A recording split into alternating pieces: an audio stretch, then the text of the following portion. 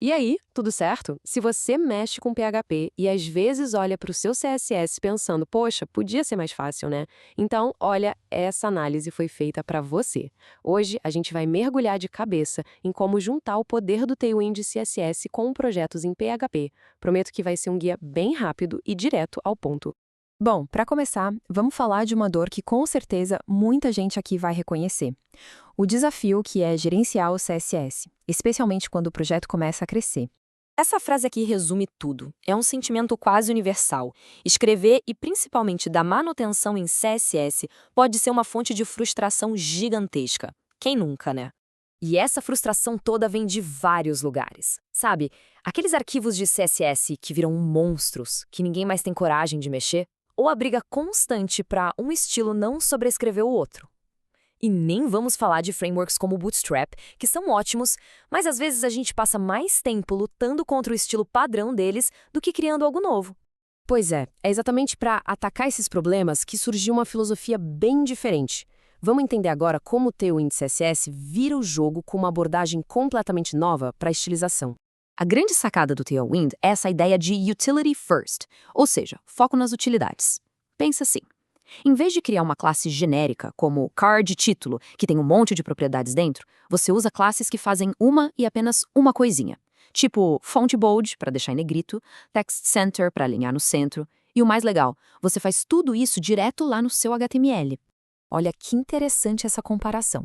No jeito tradicional, a gente dá um nome para uma classe no HTML e depois vai para outro arquivo, o CSS, para dizer o que essa classe faz.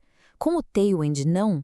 A gente monta o visual ali mesmo no HTML, combinando essas pequenas classes utilitárias. Isso acaba com aquele pula-pula de um arquivo para o outro. E isso, claro, traz umas vantagens incríveis.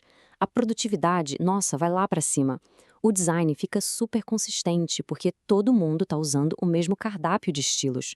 A responsividade fica muito mais intuitiva usando prefixos como MD para telas médias, por exemplo. E talvez o melhor de tudo, o arquivo CSS final fica minúsculo, porque o compilador do Tailwind só inclui as classes que você realmente usou no projeto. É sensacional. Tá, beleza, tudo isso é muito legal, mas e a parte do PHP? Como a gente faz essa mágica acontecer num projeto PHP? Pode até parecer complicado no início, mas você vai ver que o processo é bem mais simples do que parece.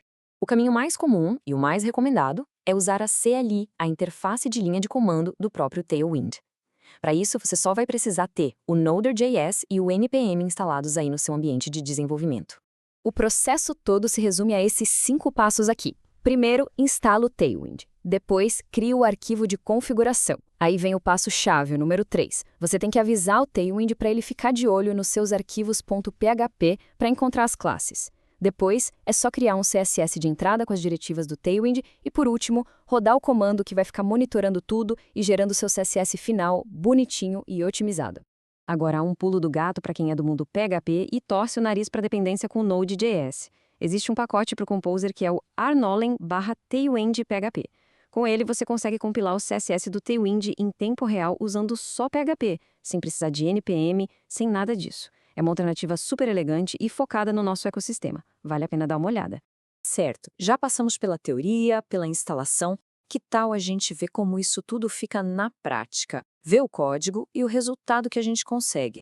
Dá uma olhada nesse código. É só um botão. À primeira vista, parece uma sopa de letrinhas, né? Um monte de classes, mas pode acreditar. Cada uma delas tem um propósito bem claro, bem descritivo. E aqui que a mágica acontece. Olha só. Bag Blue 600, cor de fundo azul. Text White, texto branco. PY2 e PX4 controlam o espaçamento vertical e horizontal. A gente consegue até controlar estados, como hover, para quando o mouse passa por cima, e as animações, como a transition. A gente literalmente construiu um componente completo e interativo, sem precisar escrever uma linha sequer de CSS num arquivo separado. É muito poderoso. Tá, depois de ver tudo isso, a gente chega na pergunta: qual é o veredito? O Tailwind é a solução para tudo e para todos? Vamos analisar com calma.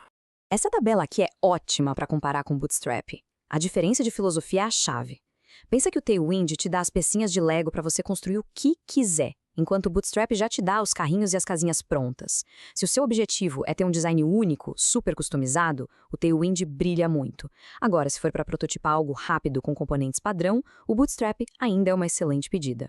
É claro que nem tudo são flores. Existem desafios, sim.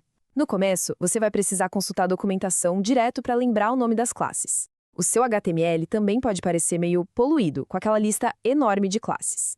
E tem a etapa de compilação, que é uma coisinha a mais para se preocupar no desenvolvimento. Mas no fim das contas, o ponto crucial é esse aqui. Apesar de ter essa curvinha de aprendizado, o Tailwind devolve o controle total do design para a mão de quem desenvolve. Ele permite criar sistemas de design consistentes e que escalam muito bem, com uma velocidade incrível. E tudo isso sem precisar sair do arquivo HTML. E isso tudo nos deixa com essa pergunta no ar para a gente pensar. Será que essa mudança de paradigma, essa ideia de compor o visual com utilitários em vez de escrever CSS, é o futuro definitivo para a construção de interfaces na web? É uma ideia, sem dúvida, muito poderosa e que já está mudando o jeito que a gente pensa o front-end.